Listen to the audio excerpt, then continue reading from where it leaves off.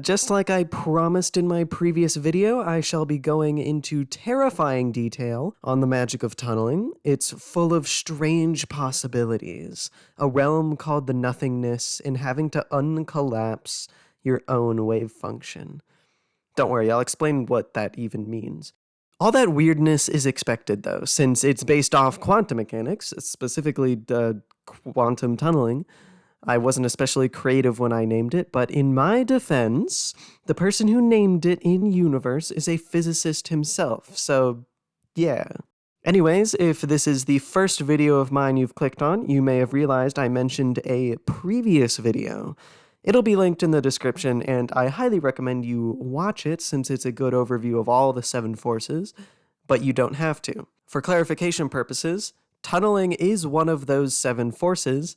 The universe this all takes place in is called the Universe of Elris, and I'm currently writing the first book for a series in this universe. Oh, and I should say that the 7 forces themselves are the fundamental forces of this universe, and they constitute their own magic systems, and this is one of them. But on that note, I should get on with the magic, shan't I? Last video, I showed you this selection of colors for the forces, and I did not choose those at random. The corresponding colors were painstakingly decided upon by a secret council in an ancient civilization. But that's not the purpose of this video. All you need to know is that they chose purple for tunneling, and so that's what I'm mainly going to use for the rest of this video. I mean, the background itself is just the background color that I want to use for the rest of my videos going forward because I really like purple. So yeah, keep that in mind, I guess. Alrighty, I'm gonna try to explain this as best I can. I hope it makes some sort of sense. I'm going to frame this like you have just discovered you have this magical power, and I am a teacher telling you all you need to know to start practicing. Definitely not coincidentally, this happens in the first book of the series. So, you've been told you can tunnel, but you have no idea how to do it. There should be, deep within you, the undeniable sense of your own existence. I don't mean anything philosophical, mind you, but rather a sense as real as any of your others. The feeling of your body's presence, its hunger, its desire to be. As you feel it, you also feel that it's been there since you were born, as fundamental a part of you as your eyes. You just never had any reason to know it until now. Okay, cool, but that tells you nothing about what to do with that feeling. Well, just as you can sense your body's existence, you can take hold of it, then force it to become immaterial. That's what this magic is about at its core, controlling existence. Teleportation, or tunneling, is just an extremely useful side effect at the end of the day. There's a reason why in all of my notes this force is labeled existence rather than tunneling. I only call it tunneling most of the time because that's what the book characters call it. And going a bit meta for a moment, I'm about to throw some funny physics terms at you, but don't worry, they won't last very long. The idea behind this whole system is that every object has what's called a wave function that, for the purposes of this video, determines where one exists. When you exist, your wave function is, quote, collapsed, and, well, there you are. But to not exist, to become immaterial, you must uncollapse your wave function. The way that I like to visualize it is to become pure wave function. And heavy warning, this is very much how I conceptualize it in a stricter sense than vibes. This by no means is scientifically accurate. Any quantum physicist will tell you that this is muddying the waters a bit. Actually, probably more than a bit. It's taking the very basic idea of wave functions and bending it a lot. But that's fine. This is my universe after all. So back to the teaching. I hope I haven't given you the impression any of this is easy. Getting to the point where you can tunnel yourself even a few feet normally takes a couple weeks of hourly practice. It will feel impossible at first. Just because you've had the sensation forever doesn't make you great at using it. Tunneling objects is harder than tunneling yourself, and tunneling other people is even harder, especially those who have the magic as well. No matter how many years you practice this art, there is always more you can do to hone your abilities. Before I go further, I should describe the nothingness for you, so you're not completely shocked by your first experience. It is the very opposite of existence. It is no true place, really, just the absence of anything but your immaterial presence. Your body riots against it, wanting to explode back into existence. It's among the most uncomfortable things you'll ever feel. Not painful, of course, just uncomfortable. Here's a description of the first time one of the main characters is pushed into the nothingness. It was not blackness. What Sarah found herself submerged in was more akin to a cold vat that quenches molten steel. What she felt was the lack of feeling. There was no darkness to see, no silence to hear, no vacuum to feel, as though her body had fuzzed away to colorless smoke. Something of her remained, but in a way that was not physical, and screaming up from the core of her was a sense of wrongness, that she should be somewhere with ground under her feet.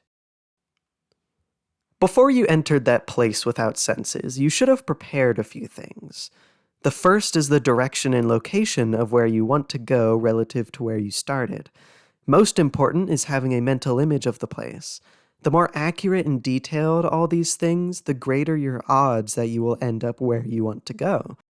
And we've entered the realm of possibilities. It is quantum-inspired after all, so what did you expect? At first, you'll have to focus on moving yourself, but as you get more practiced with tunneling, you'll find that merely upon thinking of where you want to go, you will flash through the nothingness at speeds you feel to be impossible in the material world. When traveling anywhere across the planet, you'll be gone from reality so shortly that you won't have time to process it. That's why you should have the image prepared, so that you can immediately go into motion the moment you enter the nothingness. Every instant you spend there trying to think of where you want to go, your body screams for existence as insistently as lungs burn for air when drowning. If the image you conjure isn't quite accurate, you won't appear exactly where you want to go. Small details, like the exact location of a bottle on a table, won't matter too much, but if you forget where a wall is, you might find yourself across the room or in a different building entirely. Through writing this script, I realized that image may not be the most accurate term to use here, but it is the fastest. Some people cannot conjure full images in their head. If that's you, then don't worry, for all you need is a knowledge of the place where you want to go. It doesn't have to be an accurate mental map as long as you can think of the details independent of imagery. Of course, people who can paint pictures in their head will find it much easier to tunnel. That's just the unfortunate truth of it. Another factor to consider is direction and distance. If you aren't within 15 or so degrees of the right direction, then chances are you won't appear where you want to go.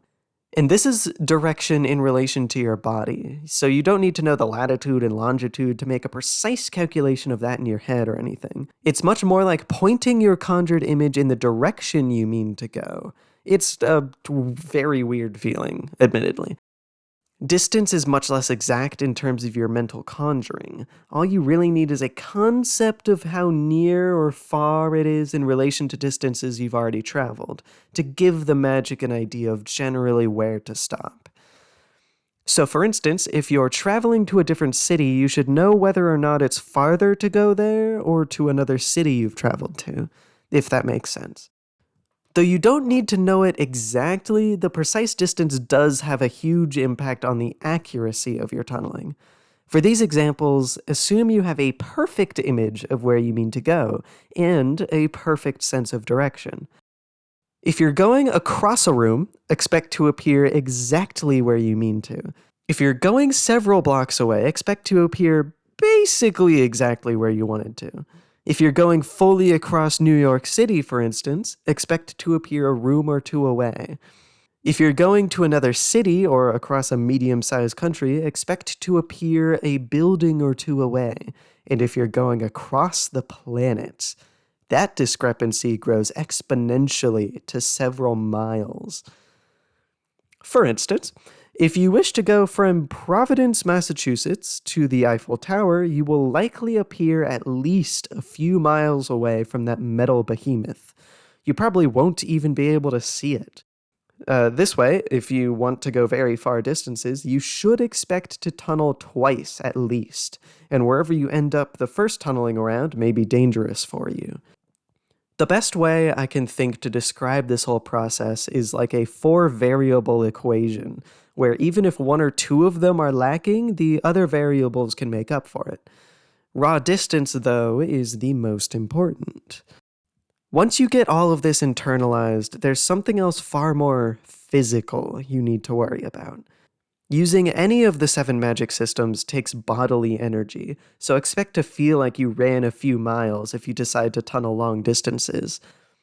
But under your ribcage, there's a more insidious process going on. Magical power is channeled through the center of mass of your consciousness, which happens to be approximately in your ribcage thanks to your brain bringing the center up. That power wreaks havoc on whatever flesh it goes through, and the more concentrated the power, and the longer you use it for, the worse the effects are.